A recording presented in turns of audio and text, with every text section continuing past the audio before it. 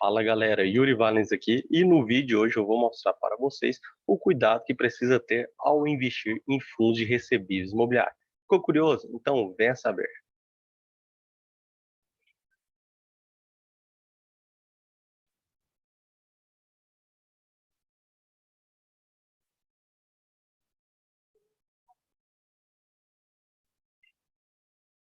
Galera, os fundos de recebíveis imobiliários, eles tomaram o gosto dos investidores por ser um segmento mais resiliente. Então ele conseguiu segurar um pouco essas quedas que o IFIX vem sofrendo em vários setores também, principalmente os de tijolos. E outro ponto é a sua distribuição de rendimentos, que estão em patamares excelentes para os investidores e está distribuindo valores que chegam até mesmo duas vezes mais ou três vezes mais do que os seus pares do segmento de tijolos, como galpões logísticos, lajes corporativos e até mesmo os de shopping. E por todos esses motivos, eles acabaram caindo no gosto e se tornaram o segmento preferido dos investidores atualmente. Particularmente é o meu segmento preferido e eu sigo com uma posição próxima de 70%. Mas esse setor apresenta um certo risco para o médio e longo prazo e que não pode ser desconsiderado, pois se você não se atentar a isso, você pode ter surpresas negativas com o decorrer do tempo. Os fundos de recebíveis, assim como todos os fundos imobiliários, eles são tomados pelos ciclos da nossa economia. E a diferença entre eles e os de tijolos é que eles acabam se inserindo no ciclo inverso.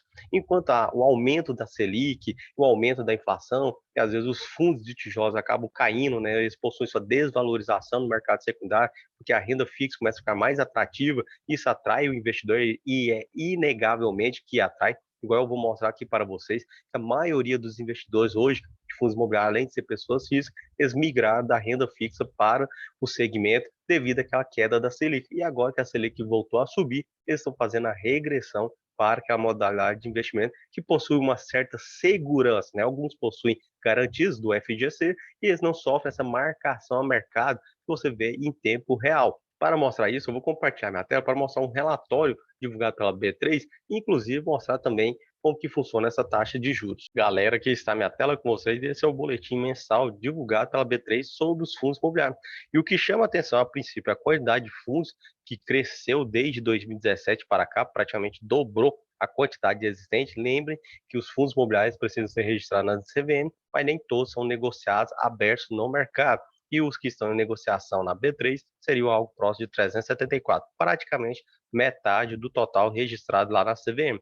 E a evolução do número de ofertas que vocês estão observando aqui na direita mostra a quantidade que já foi emitida, quantidade que já foi emitida agora no passar desses anos. E podem observar que 2019 até o momento de 2021 foi quando eles tomaram maior expressividade no mercado e conseguiram capturar mais recursos. Inclusive, por exemplo, em 2019 foi mais do que o dobro de 2018. Em 2021 eles já movimentaram 21 bilhões de reais. Outro ponto importante é que esse gráfico aqui mostra para vocês a questão do patrimônio e o valor de mercado desses fundos imobiliários. E vejo que sim, os fundos estão descontados. O valor de mercado deles está próximo de 132 bilhões de reais, enquanto o valor patrimonial seria de 153 bilhões de reais. Vejam que há um desconto de aproximadamente 10% entre o valor de mercado e o valor patrimonial dos fundos. E eles estão negociando com desconto devido a esse novo ciclo de aumento de juros. E isso aqui que é o ponto mais importante que eu quero mostrar para vocês.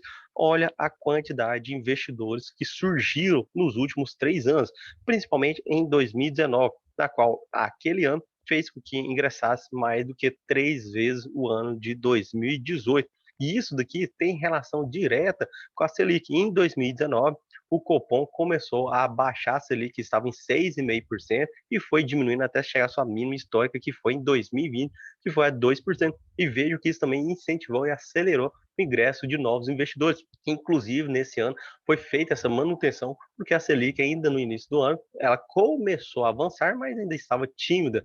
Agora ela está chegando a patamares relevantes, inclusive a essa previsibilidade da casa de dois dígitos, principalmente para o ano que vem, na qual o relatório Fox divulgado mostra que a expectativa do mercado é que ela chegue a 11% em 2022 e que ela seja mantida nesses patamares durante aquele ano, que lá para 2023, que ela vai começar a regredir, ainda assim vai ficar próximo de 7,75%. E qual que é a relação e o risco que precisa ter com os fundos de recebíveis? Os fundos de recebíveis durante esse período de alta da inflação, igual esse gráfico que mostra aqui para vocês, eles começaram a distribuir mais rendimentos. Eu até separei aqui o balanço de alguns dos fundos mais queridinhos do mercado, que seria o RPR, o DEVA e também o hectare. E vejam que, devido a esse aumento da inflação, né, inclusive do IGPM, e agora esse novo ciclo que estamos vivenciando aqui do IPCA, eles estão distribuindo mensalmente essa inflação e que esses valores são expressivos. E muitos meses chegaram a ser superiores aos valores da própria taxa média de juros desses fundos. Esse daqui é o DRE do RPR, o último divulgado com base nas operações até setembro. Vocês podem observar que está bem próximo dos seus juros, inclusive de junho para trás, eles estavam distribuindo inflação superior à taxa média de juros. Esse daqui já é o DRE do hectare e vejam que o hectare depende mais da correção monetária, inclusive todos os meses desse ano, com exceção de agosto, teve uma distribuição da correção monetária acima da sua taxa média de juros, que não é uma taxa pequena. E, inclusive, isso se repete aqui no DEVA 11, como vocês estão observando, que praticamente todos os meses também a correção monetária foi o fator chave determinante para eles efetuarem o pagamento desse rendimento que está distribuído. E se vocês forem observar ainda, alguns vão comentar que o rendimento desses fundos caíram em relação do ano passado para esse ano. E sim, caíram, devido que esses fundos estavam expostos ao IGPM, e o IGPM chegou naqueles patamares totalmente insustentáveis. E para tentar fazer uma segurança ou mitigar os riscos, esses fundos migraram para o IPCA, que também está avançando. Só que eu acredito que ele não vai chegar naqueles patamares que o IGPM chegou, de quase 40% acumulado nos últimos 12 meses. E isso tem segurado um pouco os rendimentos, mas é inegavelmente que eles vão cair. Inclusive, temos aqui essas expectativas do mercado justamente quanto à inflação. O IPCA para esse ano, sim, vai terminar em alta, mas quando isso ocorre, o Banco Central acaba aumentando a taxa média de juros para tentar controlar essa inflação. Então, a expectativa é que para 2022 o IPCA fique abaixo de 5%. E 2023, 2024 ele fica na casa de 3%. Eu não acredito muito nessa expectativa e essa previsão para o futuro. Acredito que ainda assim, ano que vem, o IPCA vai estar elevado e que isso vai gerar bons rendimentos para nós cotistas de fundos recebidos. Mas preciso ficar atento por conta desse controle. Aqui é o gráfico da Selic, e se vocês observarem o gráfico dele junto com o do IPCA, vocês vão observar que quando a Selic está em alta, o IPCA acaba caindo, e quando a Selic ela acaba diminuindo os seus valores, o IPCA volta a subir. Nesse comparativo, por exemplo, em 2011, a Selic estava em 11,5%, enquanto o IPCA estava em 6,64%. E em 2012, o IPCA caiu para 4,92% e a Selic estava 9%. E vejo que quando a Selic caiu para 7,25%, lá por volta de 2013, o IPCA voltou a subir e foi lá para 6,5%. Aí depois o Banco Central voltou a subir a Selic e houve um pequeno controle aqui do IPCA. Lógico que tivemos aquele problema lá em 2015, 2014, que é parecido com o que estamos passando, questão de crise, então o IPCA descontrolou e chegou na casa de quase 11%, e foi quando a Selic chegou na sua máxima aqui dos últimos 10 anos, que ela ficou nos patamares de 14,25%.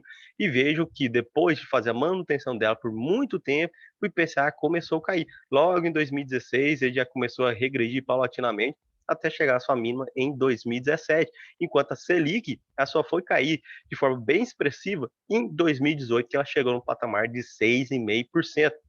E quando ela chegou nesses valores, vocês podem observar que o IPCA voltou a subir.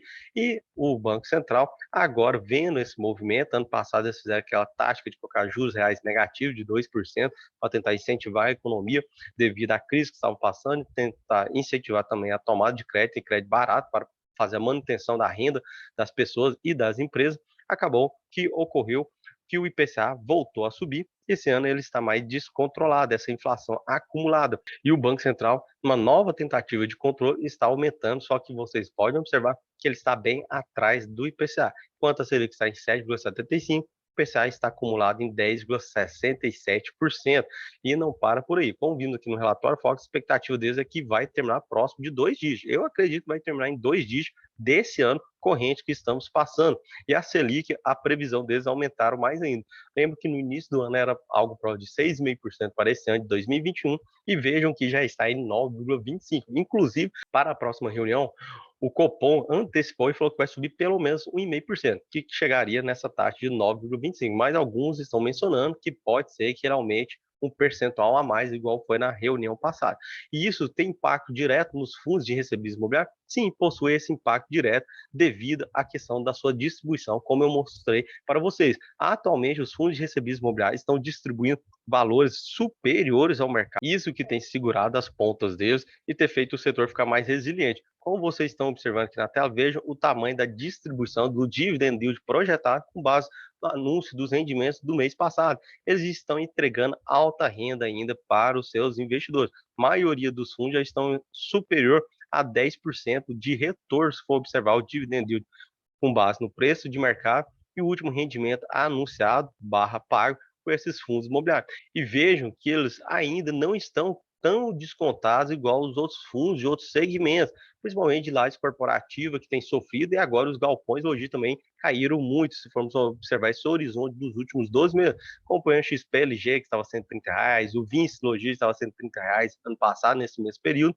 e agora esse ano eles estão negociando próximo de R$ 95, e vários outros fundos também que acompanharam essa queda. Os fundos de recebíveis caíram muito também em relação ao ano passado, Deva, Hectare, o RPE chegaram a valor de R$ 140, Iridia R$ 140, e agora hoje eles estão por volta de 100 até mesmo R$ 120. Então eles tiveram uma queda expressiva na sua cotação. E isso foi movimentado por todas essas nuances do mercado. E precisam ficar atentos, porque pode ser que eles sofram novas quedas a partir do ano que vem, quando houver o controle dessa inflação, o IPCA começar a regredir, é inevitavelmente que os rendimentos desses fundos vão cair. E por que eles vão cair? Por conta da correção monetária, como eu mencionei para você. Mesmo que eles possuam taxa média de juros robustas, né, mais de 10% para DEV, Hectare, o RPR, Versailles, todos esses fundos high yield, eles possuem uma taxa média ponderada de juros do seu portfólio superior a 10%, ela não vai ser o suficiente para segurar as operações, porque eles possuem alguns custos, a maioria deles possui também a taxa de performance. E outro ponto-chave é que essas operações que eles possuem no portfólio, eles possuem um prazo de validade para o longo prazo. A maioria deles, se vocês observarem lá no demonstrativo dos seus ativos, das suas operações que está no seu relatório gerencial, vocês vão verificar que o vencimento geralmente é 2030, 2028, 2035. Então não tem como o fundo pegar e fazer o resgate antecipado ou querer alterar todas as características que ele recebeu. Por exemplo, aumentar os juros por conta da queda da inflação. Ele não possui essa alternativa, ele simplesmente vai ter que fazer o carrego daquela operação para o longo prazo. O que eles poderiam fazer para tentar mitigar essa questão da queda da renda é igual o Iridio, tentar fazer algumas operações do que? De reciclagem do portfólio, igual o CPTS também está fazendo. O CPTS hoje está pegando e alienando CRIs que estão com uma taxa de juros mais baixa para tentar pegar e capturar CRIs com uma taxa de juros maior devido a esse aumento da Selic, e isso pegar e fazer o que? Um aumento paulatinamente dos rendimentos para os seus cotistas, ou pelo menos, né, evitar que ocorra uma queda expressiva na renda deles quando a inflação for controlada. Então fique atento quanto a essas informações, por isso eu acho que faz sentido começar a olhar o segmento de tijolos, porque eles vão na contramão dos recebíveis imobiliários. Enquanto eles estão caindo agora, depois que houver o controle da inflação, eles serão valorizados devido ao repasse no seu valor patrimonial, sendo que os fundos de recebíveis não possuem essa valorização devido à distribuição da inflação. E, além disso, outro ponto é que, teoricamente, a receita de aluguel ela só vai ser crescente, porque ele faz o repasse na íntegra dessa inflação para os seus inquilinos. E também temos aquela máxima, se a valorização do patrimônio desse fundo, teoricamente, o custo daquele ativo, né, o valor do rendimento, se fosse uma boa localização e também for um ativo de alta qualidade, ele também será aumentado. Lembre-se daquela máxima que o pessoal fala no mercado imobiliário, que teoricamente você consegue um aluguel de 0,3% a 0,5% pelo valor venal do seu imóvel. E, lógico, fugindo dos padrões para os fundos imobiliários, quando eles possuem imóveis de alto padrão, eles vão conseguir obter uma renda superior a isso, que será sempre corrigida pela inflação. Então, teoricamente, não há uma revisão para baixo, exceto se for em períodos de crise. Mas isso nós deixamos um assunto para o próximo vídeo. Se vocês gostaram desse vídeo, deixe seu like, se inscreva no canal e nos vemos no próximo vídeo.